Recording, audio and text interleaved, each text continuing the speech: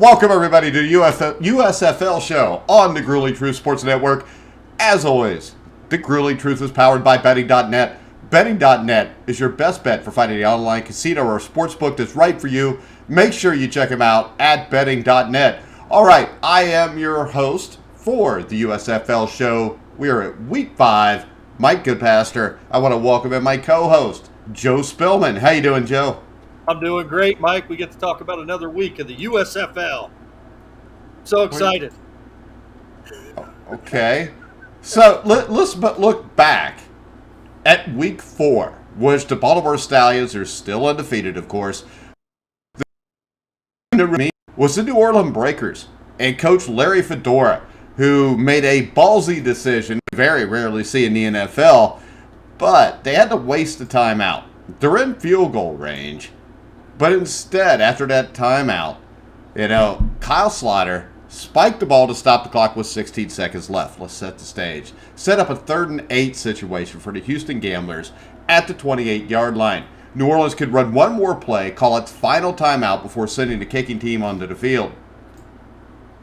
The issue here is, however, those instructions were communicated to Kyle Slaughter, who was forced to use that timeout to avoid a delay of game penalty. With no margin for error, Fedora sent the offense back on the field instead of settling for the field goal. And instead of trying to get a little closer for that potential game-winning kick, the Breakers took the go-for-broke approach. Slaughter threw deep, found Jonathan Adams in the end zone to give New Orleans a 23-16 victory, Joe. It was a great game. It took a lot of balls by Coach Fedora. And Kyle Slaughter, is emerging as a guy who may be able to move on from here. I don't think he's an NFL starter or a CFL starter, but this is a guy that's better than a lot of backups in the NFL. And if you look at him, 21 for 26, 397 yards. The Breakers completely outplayed the Gamblers. They outgained them 506 to 155, but they committed 4 turnovers, which kept the game close. What was your takeaway on the play and Kyle Slaughter's play? I think you just said it. Actually, Mike, the stats that I got for Kyle Slaughter for this game were 27 of 43 for 414 yards. So he had what I have is a 400-plus yard game. Either way, we'll call it 400 yards. Yeah, we'll call it 400. But, I think at any level of professional football, you throw a 400-yard game. You don't do that on accident, I don't believe, a lot of times, Mike. So I think you're right that he may be emerging as one of the only quarterbacks in this league that is capable of playing at a higher level. But I do agree. I don't think he's a NFL caliber starter, but certainly an NFL caliber roster player, I believe. Okay. Real quick, I do want to bring up to everybody, the NASCAR show is live tonight at 10 o'clock with yourself, Ryan Pierce, and Steve Risley. Peters, whatever. His name's Ryan. If he's watching, I don't even know him, so why do I worry about screwing his name up? But no, Ryan is a great dude because Joe said he is. Steve, he's a dude too. All right, let's go to Jeff Fisher and the Michigan Panthers. A brutal finish for Coach Fisher. Looked like he had the game won. They're trailing 26-25. Michigan calls a timeout with 3 seconds left to set up kicker Michael Caravazosa with a chip shot field goal to win from 21 yards. 21 yards, Mike. And he hits it. He hits it off the upright. The Stars hold on. The Stars hold on for a dramatic victory. And beyond dropping the Panthers to 1-3, Joe, this put a huge damper for Corbin, the running back for the Panthers. He finished with 152 yards on 12 carries, including an 88-yard touchdown run, which is the longest in this new USFL history. Yeah, he was running all over the place, and he's had, all season he's played well, I believe. Correct? But yeah, that last second field goal, I do believe that kicker actually got cut this week, Mike. I think, yeah, a 21-yard field goal to win the game. You're supposed to win that. Your offense gets you down in field goal range. 26-25. You're supposed to win those games.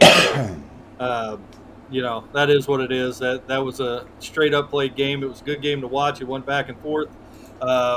Shea Patterson played horrible again. That's what Shea Patterson is. What he is. He's horrible. Cookus played okay.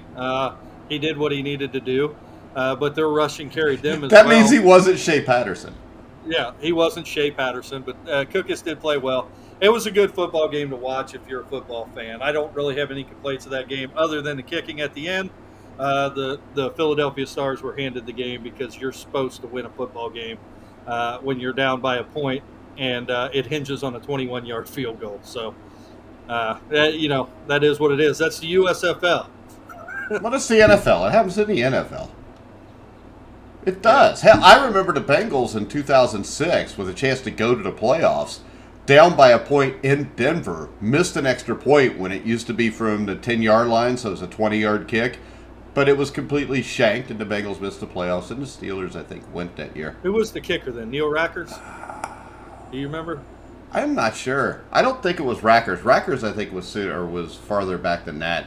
I don't remember. I don't want to remember because then I'll not like him again. And I don't even know him, so I probably should not like him. He's a son of a bitch, Mike. Well, how about this? The other one I remember, 1988, Chip Lowmiller misses like a 29-yarder that would have beat the Bengals and knocked them out of the number 1 seed. They may not even go to the Super Bowl, but he missed it. It was the first time he'd ever missed a kick inside of 30. Mike Kofer, Super Bowl 23, missed a 19-yard field goal at the end of the first half. So it does happen. It's not just because it's the USFL. I don't know why you're putting down the USFL all of a sudden. I'm not. They're better football players than me at this point in my life. But you know what, Mike? Now, at any point in your life. No, bullshit. Because I can make a 21-yard field goal today. I've done it. Joe, if we put you in front of that crowd of 15 people on national TV, you would miss it. I mean, you got 15 people screaming. The thing about that is this. People say it's worse if 60,000 people are screaming and there's more pressure. But with 15 people, you can hear every one of them talk shit about you. Yeah. Say your shit. Yeah. I don't care. Mike, I'm making a 21-yard field goal. You're not making it. All right, so this is what we're going to do. We need to set this up one of our shows where we need to get together on a football field, shoot a video for TikTok. You try a 21-yard field goal. You get one shot at it, and we'll see if you can make it or not. We will do that, Mike. And how about this? If you miss... I'll even do it without my shoe on. And if you miss, well, then your foot will stink, and I'll be the holder. No. But... I mean, this is the thing. I mean, we can also just, have you just, if you miss it, you have to give $100 to charity. Okay. I do that. And I have the perfect charity for it. I might even miss it on purpose. That's what I'll say. No, see, that's bullshit. I mean, if you miss it on purpose, it just doesn't count. Because you did this like Risley when he claims that he meant to miss picking that game so I could win. So... I think that I'll pick the charity. I mean, my favorite charity is probably the Mike Goodpaster Foundation for wayward kids. Yeah. It's for my own sons. Yeah. We'll donate $100 to the Mike Goodpaster Foundation. Okay. All right. How about this? Just donate it to the Landmark Eagles football team. Okay, we'll do that. All right. And if you make it, we'll just act like it never happened. All right, New Jersey. They got the win because they played the Pittsburgh Maulers. The Maulers mustered a big 256 yards of total offense, while the Generals used an efficient passing game to move the chains. The Generals quarterbacks completed 20 of 24 passes. They held the ball for almost 35 minutes. And to me, I think Jeff Fisher has done a very bad job. But the way the Pittsburgh Maulers play with absolutely no passion in a league where you're trying to get to a higher league, well, I think that... I think the Maulers might fire their coach by the time the season's over, Joe. The Maulers suck. They're terrible. As a matter of fact, if I lived in Pittsburgh, which I would never do, I may start a petition to get the Pittsburgh name taken off the Maulers because it is a disgrace to the city. Well, the thing is this, the original Pittsburgh Maulers sucked too, and nobody went to their games. They used to play at Three Rivers Stadium, and nobody went there either. I mean, I don't know why you would go to any football game in Pittsburgh, personally. I don't know why you would go to Pittsburgh, personally, but... Yeah, me neither. And that's not a shot at Steeler fans. It's just, you guys are not very smart. All right, next up, the Baltimore Stallions remain undefeated. They're now 4-0. They beat the Tampa Bay Bandits in a less than aesthetically pleasing game, we can say, 16-10 on Saturday night. And, you know, they had a good defense. They held the Bandits to only, they yielded just 158 yards to Tampa Bay, which is good. But the Stallions' offense only managed 228 yards. This was a football game supposed to be played by two of the best teams in the league. But this was by far not the best game of this week. No, it wasn't. Mike, we talked about this a little bit earlier. Weekly, Scooby Wright is the player of the week in the USFL. Scooby Wright is, 5'10", 175 pounds, and he's by far the best player in the USFL, defensively anyway. So, you know, he carries that defense. He seems like he's in on every play. I think the Stallions have the best defense in the USFL right now, and they have they win this game on the back of the crowd, the 15,000 people that show up to their games. So I don't know, just like when they played New Orleans last week, I don't know that they're better than Tampa Bay, but they're playing in Birmingham. They are the Birmingham Stallions, and they have a crowd, and they have the best linebacker in the league. So their defense is carrying that team, and as you know, Mike, defense wins championships. So Really? yeah, it does, Mike. You have said that. Don't fucking. When did I say that? I've heard you say it. No, that's an old axiom now. You can win with offense. You got to have a defense, too. But, I mean, let's face it. If you score more points than the other team, you win. So, you could just say either that or give up the least amount of points. Yeah. Right now, before we go to Week 5, where we will give you our locks, everything's a lock from here on out. Me and Joe and I have this league under control. You follow us, you're going to make a lot of money. If you want to make a lot of money, you got to find the best place to bet for you. Bettingnet offers expert and user reviews for every online sportsbook casino in your state. Find out where to bet on the USFL. Check out betting.net. All right, we're at Week 5. Last week we tied again. Joe Spilman has a 1-game lead. We're going to start off. Joe, the Michigan Panthers against the Tampa Bay Bandits. The Bandits are favored by 2.5 points. I am going to go with the Bandits. I think they're a better team than Michigan, hands down. And I think they're they're more than a 2.5 point better team than Michigan. So they're more than a 2.5 point better team. Joe went to Taylor High School. Everybody, if your kids go there, don't let them. All right. What's wrong with what I said? I just repeated it. You should have noticed. I just think it was improper use of grammar. Well, sorry, Mike. I don't have my Grammarly working on the side of my screen here. You need it when you talk. Here, all right. Let me try it this way. Can I try it this way? Hey there, Mike. I think them there Bandits are going to win the game by more than 2.5 points. Okay. Now you sound like Risley's Gardner. All right. Friday night, Michigan 1-3, Tampa Bay 1-3. This is a must-win game. The Panthers have only covered the spread one time all season, and that was against the worst team in the league. And after failing to beat a backup quarterback and failing to convert a 21-yard field goal, it's hard to have faith or put money on this team. Tampa Bay is at least a solid team. I think they're better than a 1-3 record here. I think Tampa Bay wins this game like 27-13. So I am going to agree with you there. And that will bring us to the New Orleans Breakers, a 3-point favorite against the New Jersey Generals. And it came down to the final seconds this last weekend, but the Breakers found a way to down the Gamblers with a very late touchdown. Kyle Slaughter's played exceedingly well. It seems like he's played better every week going into this. The Generals basically rely on the ground game, and they have the number 2 rushing offense in the league. If that's shut down, they're screwed. They're not going to get it done. But New Orleans held former USFL leading rusher Mark Thompson to just 10 carries on 14 yards last week. That's why he's the former leading rusher. The Gamblers are not going to be able to run the ball. The Breakers will win this game. I don't know if it'll be a blowout. I'll say something like 23-13. I like Kyle Slaughter. I like the way Larry Fedora coaches this team. I think the Breakers have a shot to make a deep run in the playoffs. And by deep run, it means to get there, because it's only 2 wins to get there to the championship game. I'm going to take the Breakers. I'm going to give the 3 points. I'm going to have to agree with you, Mike. I think the Generals, they do have an offense that can put up points. I don't know that I'd necessarily like the Generals with their two quarterback platooning offense. I actually like DeAndre Johnson. I think he should be taking all the snaps, but I think clearly that the Breakers are a better team than the Generals. You know the old saying, if you have two quarterbacks, you don't have one. Right. All right. Next up, it's your turn. We've got the Baltimore Stallions, a 6-point favorite against the Philadelphia Stars. That's a lot of points to give here. Yeah, but I don't think the Stars put up any points against the Stallions defense, and I think the Stallions probably win this game 16-7. 16-7.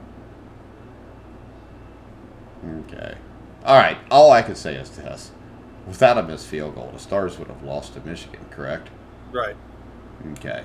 So I'm going to take the Birmingham Stallions. I think they win the game, something like 20-10. I think their defense will shut down the Stars. There you go. Game 4. It doesn't look like we're going to disagree on anything, probably. We got the Pittsburgh Maulers against the Houston Gamblers. When I look at this game, I just want to ignore picking this game. I don't think either team's that good. But the point spread here, what's the point spread here, Joe? 5.5. Okay. So I'm going to play the point spread here. The Gamblers lost last week, despite going +4 in the turnover battle. They gave up a touchdown with 16 seconds left to lose, making it the second game in a row that they have lost in the closing seconds. Call me crazy, but I'm going to take the Maulers in the points. I think the Gamblers are going to win the game, but I think this ends up being a 20-16, 21-17 game.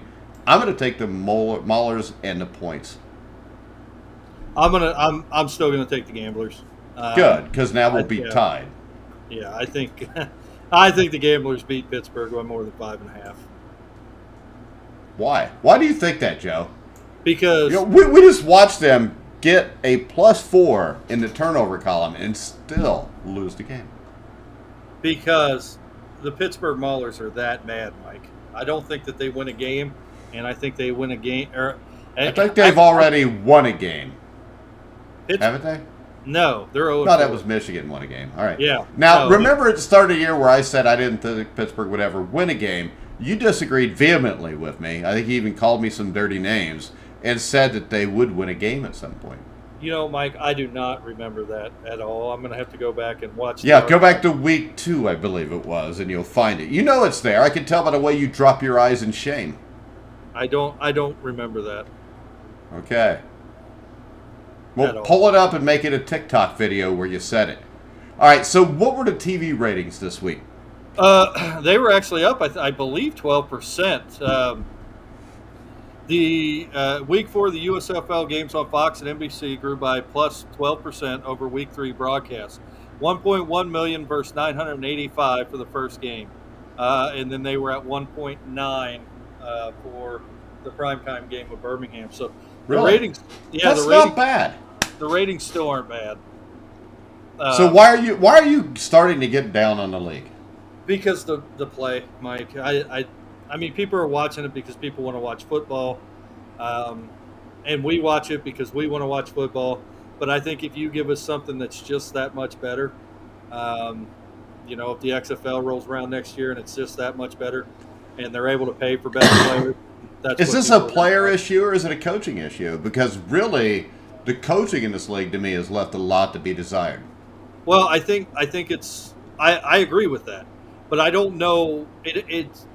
I mean, just on the surface, you could say it's a player issue because, like I said earlier, when Scooby Wright is the best defensive player in the USFL, and he is. But what's wrong with that? Scooby Wright. Nothing. He's a great football player. He was a great player in college. This is not the NFL, though. I get so that. Guys like him who might be a little undersized can go here, make $40,000, and play football. I don't see what's so bad about that. I don't think the quality of play has been as bad as what you think it has.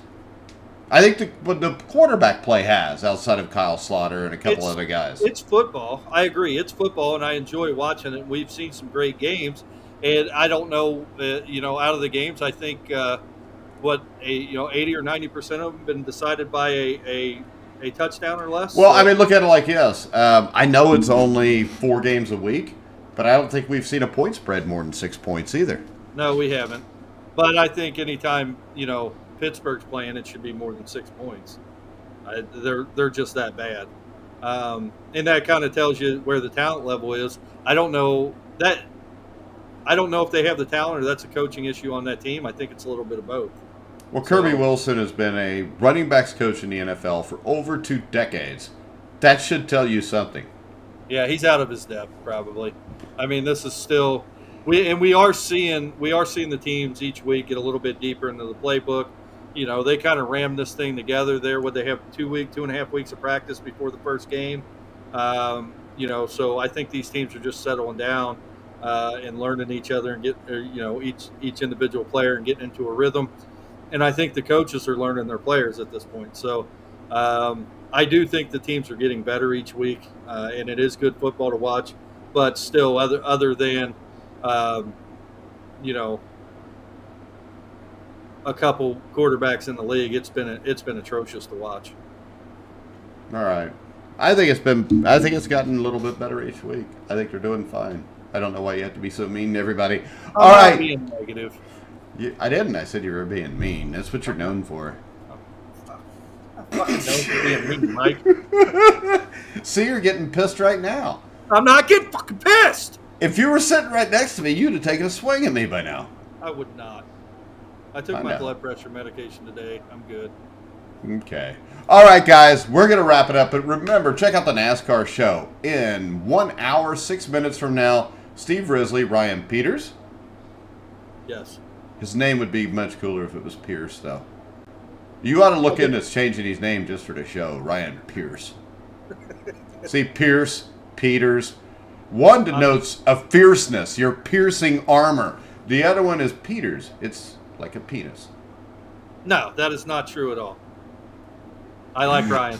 I do too. He's by far the best of the 3 on the show. So I agree with that.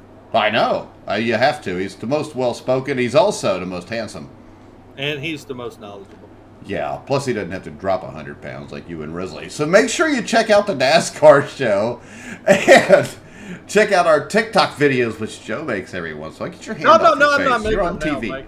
You just called me fat again. I did not. This show has turned into a 30-minute fat shaming show. I think my family has put you up because my family calls me fat too on a regular basis, and I think they put you up to doing the show with me. You know what I think we should do? I think you should let me put you on a diet. We could get you to lose weight, and then we can make fun of Risley.